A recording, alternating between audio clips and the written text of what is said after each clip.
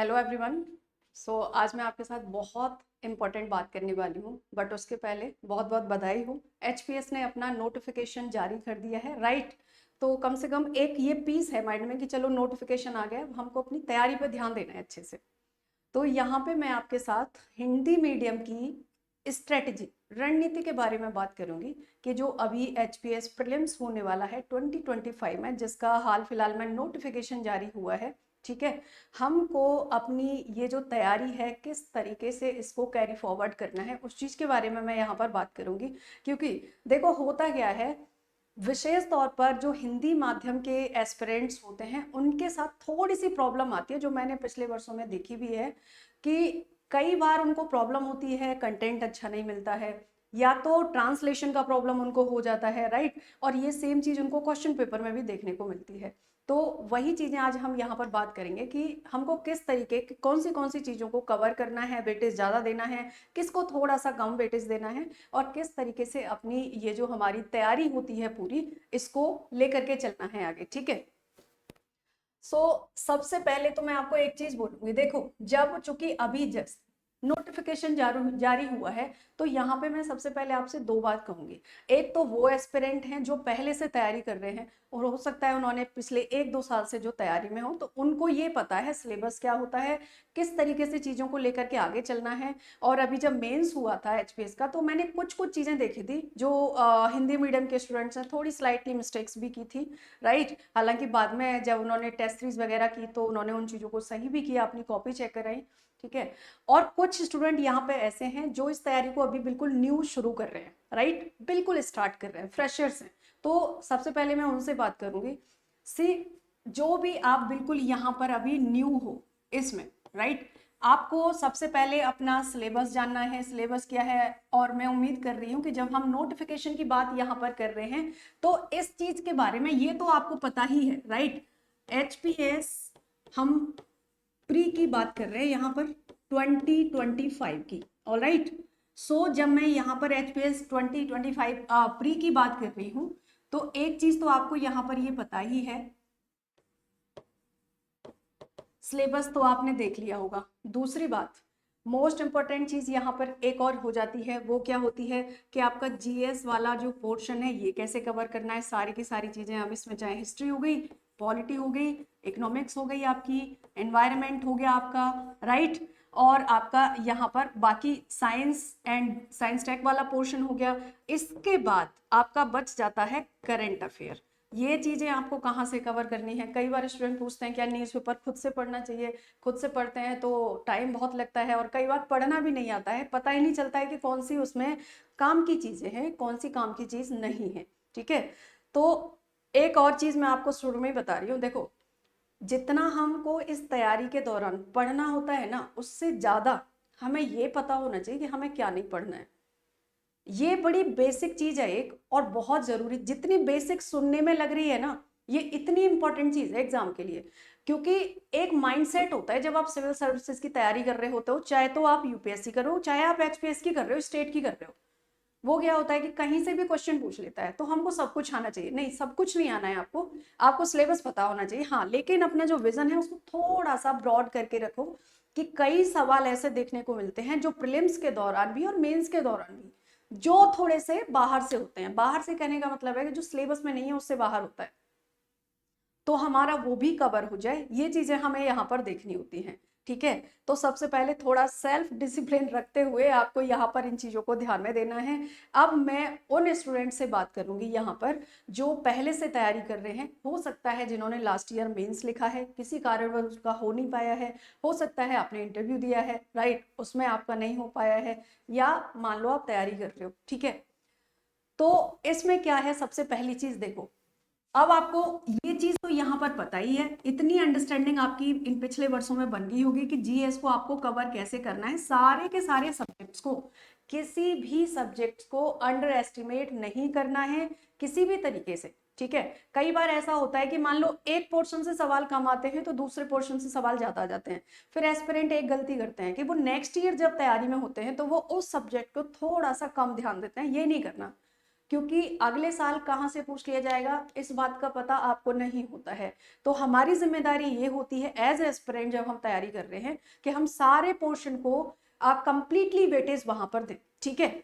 दूसरी चीज यहाँ पर क्या है, करंट अफेयर आपको तैयार करना है। और मैं एक चीज बताऊंगी, चाहे आप ये न्यूज़पेपर से कर रहे हो, न्यूज़पेपर पढ़ना तो वैसे जरूरी है ही, हालांकि ये एक्सक्यूज नहीं होना चाहिए कि टाइम पता नहीं चलता है। टाइम अगर आप मैनेज करना सीखोगे, ठीक है, टाइम किस तरीके से मैनेज करना है आप मुझे बताइएगा। अगर ये वाली प्रॉब्लम आ रही है विशेष तौर पर एस्पिरेंट्स को, तो मैं इसके ऊपर एक अलग से वीडियो बनाऊंगी कि किस तरीके से न्यूज़पेपर पढ़ना है और टाइम को कैसे मैनेज करना है, ठीक है। तो ये भी आपको यहाँ पे पता होना चाहिए। दूसरी चीज, या आप कोई मैगजीन फॉलो कर रहे हो, कोई भी एक मैगजीन फॉलो करो, आप किसी भी इंस्टीट्यूट की मैगजीन फॉलो कर लो जो आपको लग रहा है बहुत अच्छे से कवर करते हैं, कराते हैं, जहां पर भी आपको ट्रस्ट बिल्डअप हो रहा है जिस चीज के बारे में, ये सारी चीजें आपके ऊपर डिपेंड करती है, ठीक है। तो ये आप करनी है। दूसरी बात, जब आप चाहे आप हिस्ट्री पढ़ रहे हो, पॉलिटी पढ़ रहे हो, या आप ज्योग्राफी पढ़ रहे हो, साइंस पढ़ रहे हो, या इसमें आप टेक वाला पोर्शन पढ़ रहे हैं, एनवायरनमेंट पढ़ रहे हो, कोई भी चीज जब यहाँ पर पढ़ रहे हो, मेक श्योर कि आप जब करंट अफेयर पढ़ रहे हो, देखो करंट अफेयर कोई अलग चीज नहीं है, अलग सब्जेक्ट नहीं है।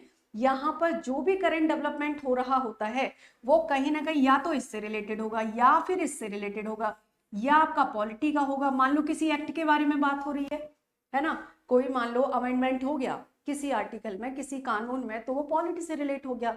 कोई मिसाइल लॉन्च हो गई, या मान लो कोई न्यू टेक्नोलॉजी आ गई, ठीक है, आपका टेक का आ गया। किसी बीमारी के बारे में बात हो गई, अचानक से कोई बीमारी आ गई, तो ये आपका जनरल साइंस में आ गया, बायोलॉजी वाला पोर्शन हो गया। इसी तरीके से अगर कहीं पर कोई एक्सप्रेशन हो रहा है कि साइट मिली है, कोई कुछ मिला है, तो आपका हिस्ट्री वाला पोर्शन हो गया। से मान लो कहीं पर वॉल्केनो फट गया, अर्थक्वेक आ गया, और अचानक से वो क्षेत्र चर्चा में आ जाता है, तो अब ये आपका ज्योग्राफी को कवर कर लेगा। तो जब आप कोई चीज पढ़ रहे हो ना न्यूज़पेपर में, करंट अफेयर में, तो मेक श्योर करो कि आप तुरंत उसके स्टैटिक पोर्शन पे जाओ और उन चीजों को वहां पर कवर कर लो। थीम वाइज नोट्स बनाने हैं, तो ये सारी चीजें आपको यहाँ पर, हिंदी मीडियम वाले स्टूडेंट को जो मैंने देखा है अपने अनुभव में, एक प्रॉब्लम होती है, इवन मेरा आज का ही एक्सपीरियंस है, राइट, अभी जब मैं ये वीडियो बना रही हूँ इसके जस्ट 1 से 2 घंटे पहले की बात है, अभी का एक्सपीरियंस है।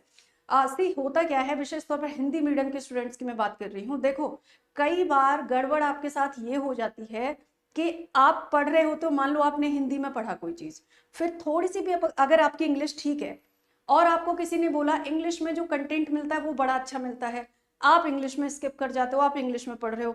कोई एक चीज है, मान लो वो आप इंग्लिश में अगर पढ़ रहे हो उसको, अब आपको वो वर्ड, विशेष शब्द, या मैं एक एग्जांपल दे रही हूँ, जस्ट एन एग्जांपल, आज जो मेरे सामने आया, ठीक है, वो था कोरल रीफ। कोरल रीफ बोला जाता है, आपको पता है, इसको प्रवाल भित्ति हम हिंदी में बोलते हैं, प्रवाल भित्ति हम हिंदी में बोलते हैं।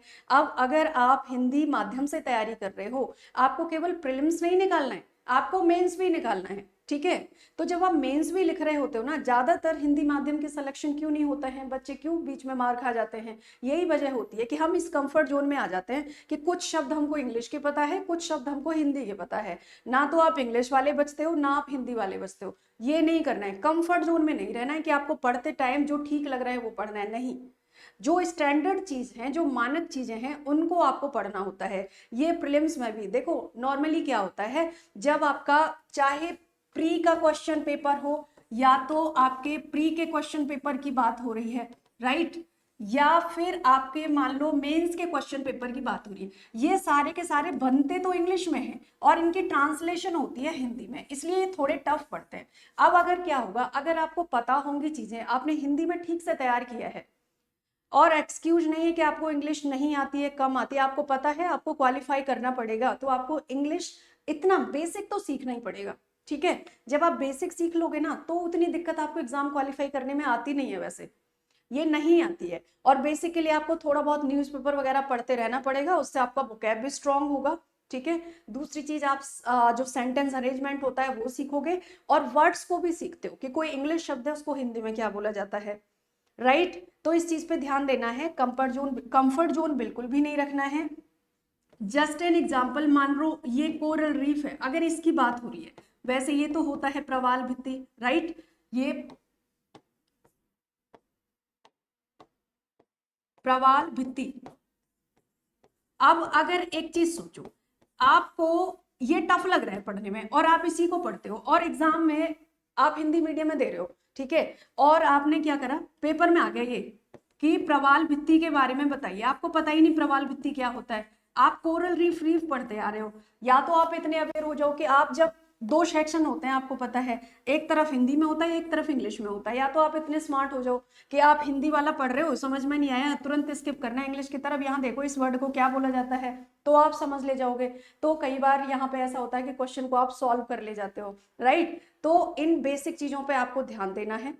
मैं हिंदी मीडियम के स्टूडेंट से बार बार बोल रही हूँ कि जो चीजें अभी दिखाई दे रही है, सामने आ रही हैं, जिसकी वजह से सिलेक्शन रेट जो होता है वो कम होता जा रहा है, ये कहीं ना कहीं हमारा कंफर्ट जोन होता है। कंफर्ट जोन जब मैं बोल रही हूँ तो मैं ये नहीं कह रही हूँ आप पढ़ते नहीं हो अच्छे से, आप पढ़ते बहुत अच्छे से हो, लेकिन जो चीज आपको इंग्लिश में आसान लग रही है आप उसको इंग्लिश में पढ़ रहे हो, जो आपको हिंदी में आसान लग रही है आप उसको हिंदी में पढ़ते हो, वो नहीं करना है। एक चीज डिसाइड करो किधर आना है, हिंदी में आना है या इंग्लिश में आना है, ठीक है। सो ये तभी हो पाएगा, ये अभी हम प्रीलिम्स के स्तर पर इसकी बात कर रहे हैं। और एक चीज और, इन सारी चीजों को चाहे आप जीएस की बात कर रहे हो, आप करंट अफेयर की बात कर रहे हो, तो ये तो आपके हो गई पेपर 1 की बात, राइट, पेपर 1 की बात हो गई। अब यहां पर ये चीजें कैसे, अब इसके लिए जब बात जीएस की हो रही है, मान लो पेपर 1 की बात हो रही है, ऑलराइट, तो यहाँ पर जब जीएस में अब चाहे वो हिस्ट्री है, जैसे कि मैंने अभी आपको बताया, पॉलिटी की बात हुई, ये सारे जो अलग अलग सब्जेक्ट्स हैं, ज्योग्राफी हो गया, एनवायरनमेंट हो गया, राइट, साइंस आपका हो गया, एंड टेक वाला पोर्शन हो गया इसी के अंतर्गत, ठीक है। तो ये और एक और पोर्शन है आपका एचपीजी के, ये भी करना है, इनको कैसे तैयार करना है, प्लस मैंने आपको बता ही दिया है करंट अफेयर आपको मैगजीन पढ़ना है।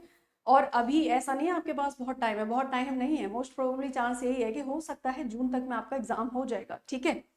यहाँ पर ये चीजें आपको कैसे फॉलो अप करनी है, सो देखो, सिविल स्टेप इंस्टीट्यूट बहुत हेल्प करता है इस चीज में आपके लिए, तो हो सकता है आप लोग इस बात से पहले भी अवेयर हो, राइट, बट मैं आपको फिर से बता देती हूँ, आपको ज्यादा से ज्यादा एमसीक्यूज से गो थ्रू होना है, पीवाईक्यूज करने हैं। ये हर एक एग्जाम की ना एक तरीके से की होती है, चाबी होती है, क्या, कि जब आप किसी एग्जाम में जा रहे हो सिलेबस पता होना चाहिए, पीवाईक्यूज पता होना चाहिए, ठीक है। और आपको जितने ज्यादा से ज्यादा आप एमसीक्यूज कर लोगे, गो थ्रू हो जाओगे, सॉल्व कर लोगे, डिस्कशन देखोगे, एनालिसिस करोगे उस क्वेश्चन का, एक्सप्लेनेशन देखोगे, आपको उस सब्जेक्ट में या उस पेपर में उतना ही ज्यादा कॉन्फिडेंस आएगा, ठीक है। आप देखना, जब कोई एस्पिरेंट टेस्ट सीरीज ज्वाइन करते हैं, राइट, शुरू में थोड़ा कॉन्फिडेंस कम होता है कि क्वेश्चन गलत हो जाते हैं, लेकिन धीरे धीरे अगर आप सिंसियरली पढ़ रहे हो, टेस्ट सीरीज आपने ज्वाइन की है और आप उनको सॉल्व कर रहे हो, आप उनके पूरे मॉडल आंसर्स देख रहे हो अच्छे से कि क्या क्या हो सकता है और भी सवाल कैसे बन सकते हैं, राइट, जब ये चीजें आप देखते हो तो उसके थ्रू आपको नॉलेज आसपास के टॉपिक्स की भी बहुत ज्यादा हो जाती है और इसी के द्वारा ये कॉन्फिडेंस आता है। और देखो आधे से ज्यादा लड़ाई ना इस बात की होती है कि हमको अंदर से ये पता होता है कि नहीं मुझे आ रहा है, मुझे पता है मेरा एग्जाम है कल और अच्छे से हो जाएगा, ठीक है, और पता ही नहीं, कुछ पढ़ा ही नहीं है, तो थोड़ा सा साइकोलॉजिकली आपको बिल्कुल रहना है कि नहीं नहीं आप पढ़ रहे हो, डिसिप्लिन में पढ़ रहे हो और आपका हो जाएगा। सिर्फ ये नहीं है खूब सारा पढ़ रहे हो और डर रहे हो, स्ट्रेस में डर में आके जितना पढ़ा होता है ना 1-1.5 साल में सारा गोल हो जाता है, कुछ नहीं बचता उसका फिर। तो ये फर्स्ट पेपर के लिए करना है। अब देखो यहाँ पे हुआ क्या है, सिविल स्टेप इंस्टीट्यूट ने टेस्ट सीरीज चलाई हुई है, आपको शायद पता होगा, ये 13 अप्रैल से स्टार्ट हो चुकी है, राइट। तो यहाँ पर इस टेस्ट सीरीज के माध्यम से आपको 4000 एमसीक्यूज मिलेंगे, ये 4000 क्वेश्चंस डिफरेंट ये सारे सब्जेक्ट्स को कवर कर रहे हैं and static portions with current affair के साथ होगा। जब आप 4000 सवाल यहाँ डिस्कस कर लोगे और ये केवल सवाल क्वेश्चंस हैं, इनकी एक्सप्लेनेशन आपको मिलेंगी, इसका मतलब क्या हुआ, आसपास के टॉपिक, कोई जो टॉपिक है उसके आसपास की सारी नॉलेज आपको हो जाएगी। प्लस एक और चीज यहाँ पर हुई है, वो क्या है, MCQ question bank, right, MCQs question bank भी चलाए हैं, आपको पता है हिंदी मीडियम में 6 यानी कि एनवायरमेंट और साइंस टैग को एक उसमें कंपाइल किया गया है, बाकी हिस्ट्री अलग है, पॉलिटी, ज्योग्राफी, सारी चीजें आपकी जो है एचपीजीके का अलग है। तो यहाँ पर ये कुल मिलाकर के आप देखोगे लगभग 6000 एमसीक्यूज आपको यहाँ पे मिलते हैं। अगर आप टोटल देखते हो तो 10,000 एमसीक्यू यहाँ हो जाते हैं। अगर कोई स्टूडेंट 10,000 क्वेश्चंस को सॉल्व कर लेता है तो आप एक बार करके देखो और उसके बाद कॉन्फिडेंस लेवल आप मुझे बताना, ठीक है, मतलब सोचने में ही है, 10,000 क्वेश्चंस बहुत होते हैं। अगर आप 10,000 क्वेश्चन से गो थ्रू हो जाओगे ना, और ये जो 10,000 क्वेश्चंस हैं, जब हम यहाँ पर ये प्रीलिम्स के क्वेश्चन बैंक की बात कर रहे हैं ना, ये जो प्री का क्वेश्चन बैंक है इसकी, तो इसमें पीवाईक्यूज भी हैं आपके। पीवाईक्यूज यहाँ पर आपके यूपीएससी के भी हैं, प्लस जो स्टेट पीसीएस, बाकी जो स्टेट्स हैं जैसे यूपी पीसीएस हो गया, एमपी पीसीएस हो गया, हरियाणा हो गया, ठीक है, पंजाब हो गया, तो इनके जो मोस्ट इंपॉर्टेंट क्वेश्चंस हैं, अच्छे जो सवाल हैं उनको भी, यानी डिफिकल्ट जो सवाल हैं उनको भी रखा गया है। तो जो आप यहाँ पर जब एमसीक्यू सॉल्व करोगे, जो क्वेश्चन बैंक्स हैं आपके, राइट, प्रीलिम्स के लिए जो लॉन्च हुआ है ना, ये मैंने आपको पहले भी एक वीडियो में बताया है, फिर से मैं आपको बता रही हूँ इनके माध्यम से। तो देखो यहाँ पर आपके पीवाईक्यू सॉल्व होंगे, न्यू क्वेश्चंस मिलेंगे, टेस्ट सीरीज में आपको लगभग 4,000 सवाल मिलेंगे। तो इस तरीके से आपके पास 10,000 यहाँ पर जो क्वेश्चन होंगे ये हो जाएंगे। अब 10,000 क्वेश्चंस की जब बात हो रही है तो फिर आप एक बार पहले ये लगाना पड़ेगा इसको, या कोई अगर आसपास ऐसे हो ना जिन्होंने टेस्ट सीरीज ज्वाइन कर रखी हो, या उन्होंने ज्यादा सवाल, देखो चाहे प्रीलिम्स की बात हो या मेंस की बात हो, बिना प्रैक्टिस के तो कुछ भी नहीं होने वाला, ये ध्यान रखना। और बिल्कुल अच्छे से सिटिंग लगा सको, पढ़ सको अच्छे से। मैं फिर से बोल रही हूँ, कोई सुगर कोटेड बात नहीं है, राइट, क्योंकि टाइम बहुत वैल्यूबल होता है। तो अगर आप इसकी तैयारी करना, जो स्टूडेंट नए शुरू कर रहे हैं और जो पहले से कर रहे हैं उनको तो पता ही होगा, और अगर आपने कुछ गलतियां की हैं तो आप यहाँ से सीख सकते हो कि आगे आपको क्या नहीं करना है, ठीक है, इन चीजों पे थोड़ा ध्यान देना है आपको, राइट। और आगे हम देखेंगे फिर सीसेट की अगर हम बात करें, जो सेकंड पेपर होता है, तो सेकंड पेपर में आपको पता ही है, जब सेकंड पेपर की बात आती है यहाँ पर, क्योंकि यहाँ पर आपको दोनों पेपर कंफर्म करने हैं, ऐसा नहीं कि केवल सेकंड पेपर ही करना है, फर्स्ट पेपर ही करना है। तो जो सेकंड पेपर है उसमें आपको पता है आपका मैथ्स आ रहा है, उसमें आपकी रीजनिंग आ रही है, इंग्लिश आ रही है, राइट। सो अब देखो इन चीजों को भी आपको पीछे नहीं छोड़ना है। और जब बात होती है कि भाई हमको इंग्लिश में पढ़ना नहीं आ रहा है, हिंदी मीडियम के हैं, तो आपको इतना बेसिक लेवल इंग्लिश में बनाना पड़ेगा। प्रीलिम्स में भी मेंस में भी दोनों जगह आपको इंग्लिश का पेपर जो होता है वो क्वालिफाई करना पड़ता है। ये पहले से माइंड मेकअप कर लो एक्सक्यूज देने से पहले, ठीक है। कंटेंट भी अच्छा मिलेगा, सारी चीजें आपको अच्छी मिलेंगी। और सिविल स्टैप इंस्टीट्यूट, अभी देखो करंट अफेयर की मैगजीन आपको हिंदी में भी मिल रही है, और जो मैगजीन आपके पास जाती है ना, आप सॉफ्ट कॉपी हार्ड कॉपी दोनों में अवेलेबल है, राइट। इवन यहाँ पर हम इसकी बात करें तो आपको इन दोनों चीजों को ध्यान में देना है, कोई चीज इग्नोर नहीं करनी है। अब अगर मैं आपसे करंट अफेयर के मैगजीन की बात करती हूँ यहाँ पर, राइट, तो ये आपको हार्ड कॉपी भी मिलती है और ये आपको सॉफ्ट कॉपी भी मिलती है, और दोनों ही कॉपी आपको हिंदी और इंग्लिश, हिंदी एंड इंग्लिश दोनों लैंग्वेज में ये मिलती है, यानी दोनों मीडियम में मिलती है, ठीक है। तो आप आराम से देख सकते हैं, ये ले सकते हैं, आपके घर पे आ सकती है, राइट। और अगर कोई चीज ऐसी है जो आपको लग रहा है कि हाँ मुझे कुछ प्रॉब्लम है, ये मेरा सोल्यूशन इस तरीके से नहीं सॉल्व हो पाएगा, हिंदी मीडियम के स्टूडेंट से मैं भी यहाँ पर बात कर रही हूँ विशेष तौर पर, ठीक है, तो आपको सिविल स्टैप इंस्टीट्यूट का नंबर आपको मिल जाएगा, जब इस वीडियो के नीचे आप देखेंगे लिंक में, वहां पर आप कॉल करके, मेरा नाम आपको पता होगा, सविता सिंह मेरा नाम है, कोई भी किसी भी तरीके की अगर हेल्प चाहिए हिंदी मीडियम के स्टूडेंट्स के लिए, राइट, सो आप लोग मुझसे बात कर सकते हो।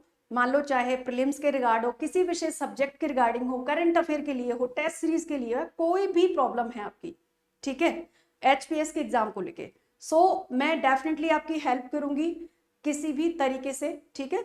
सो आज की जो हमारी वीडियो है, आई होप आपके लिए फ्रूटफुल रहेगी। जो भी स्टूडेंट तैयारी में नए आ रहे हैं, जो पहले से हिंदी मीडियम के स्टूडेंट हैं, किसी न किसी गलती की वजह से जो मेरिट लिस्ट से बाहर हो गए हैं, right, so I am very hopeful. और अगर कोई भी चीज है तो आप मुझे कमेंट सेक्शन में बताइएगा कि दूसरा चाहे न्यूज़पेपर की बात है या कोई और ऐसा मुद्दा है जिस पर मुझे वीडियो बनानी है, जो आपकी प्रॉब्लम है, तो मैं डेफिनेटली उस पर वीडियो बनाऊंगी। Okay, thank you so much everybody.